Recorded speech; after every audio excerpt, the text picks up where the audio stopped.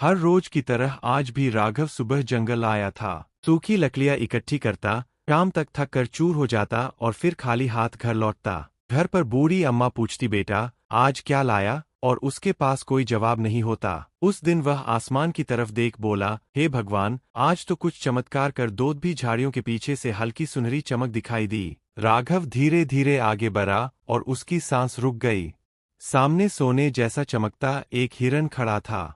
अगर इसे पकड़ लिया तो गरीबी खत्म, उसने सोचा और दौड़ पड़ा। अचानक हिरन रुक गया और बोला, बस करो इंसान। राघव के हाथ से कुल्हाड़ी गिर गई। तू बोल कैसे रहा है? हिरन बोला, मैं तुम्हें भविष्य का सच बता सकता हूँ, लेकिन मुझे नुकसान मत पहुँचाना। राघव मान गया। हिरन बोला, तुम शादी करोगे पर तुम्हारी पत्नी इंसान नहीं होगी। बच्चे होंगे पर एक दिन तुम अकेले रह जाओगे। राघव ने गुस्से में बात ठुकरा दी। तभी तेज रोशनी हुई और हिरन गायब हो गया। समय बीता। एक दिन जंगल में राघव की मुलाकात नैना नाम की एक सुंदर लड़की से हुई। दोनों रोज मिलने लगे। दोस्ती प्यार में बदल गई। लेकिन नैना रोज एक तय समय पर अचानक चली जाती। एक दिन राघव ने शादी का प्रस्ताव रखा। नैना रो पड़ी। हम शादी नहीं कर सकते, राघव ने जिद की। तभी अचानक तेज रोशनी हुई और नैना इच्छाधारी नागिन में बदल गई। राघव डर गया पर प्यार जीत गया।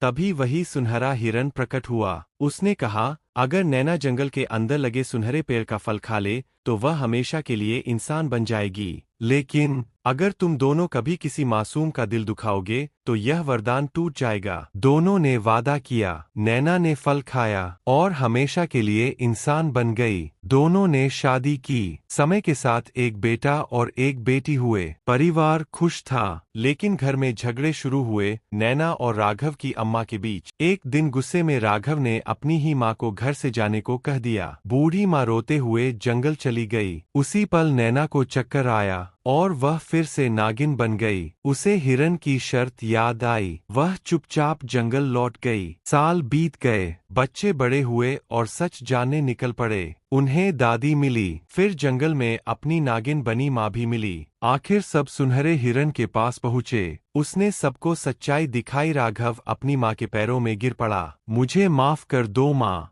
माँ ने कहा, माँ का दिल टूट सकता है पर बद्दुआ नहीं देती। सब झील किनारे पहुँचे। पछतावा, माफी और सच्चा प्रेम एक साथ खड़े थे। सुनहरा हिरन बोला, आज शर्त टूट सकती है क्योंकि दिल साफ है। सुनहरी रोशनी फैली। नागिन फिर से नैना बन गई। परिवार फिर से एक हो गया। सीख, किसी का दिल मत दुखाओ, क्योंकि गलत कर्म का फल देर से ही सही मिलता जरूर है।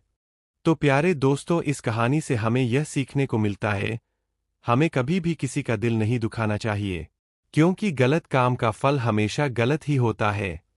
इसलिए हमेशा अच्छे काम ही करें। तो प्यारे दोस्तों, इस कहानी को लाइक, कमेंट और हमारे चैनल को सब्सक्राइब करना बिल्कुल ना भूलें। Thank you.